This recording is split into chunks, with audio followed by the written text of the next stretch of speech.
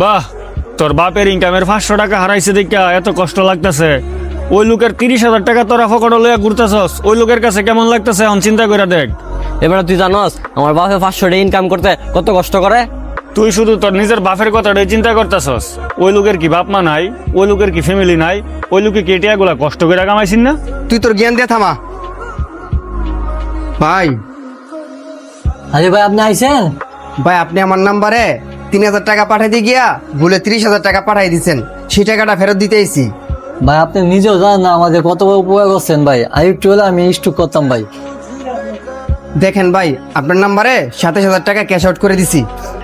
ভাই আপনি যদি এই টাকা ফেরত না দিতেন তাহলে মালিকে আমার এই মাসে বেতন কাটা রেখে দিত। আর এই মাসে বেতন যদি আমার মালিকে কাটা রেখে দিত তাহলে আমার অনেক বড় একটা ক্ষতি হয়ে যেত, কারণ এই টাকা দিয়ে আমার সঙ্গে চলে। আচ্ছা ভাই, আমরা তাহলে এখন আসি। আপনি ভালো থাকেন ভাই। আসসালামু আলাইকুম ভাই।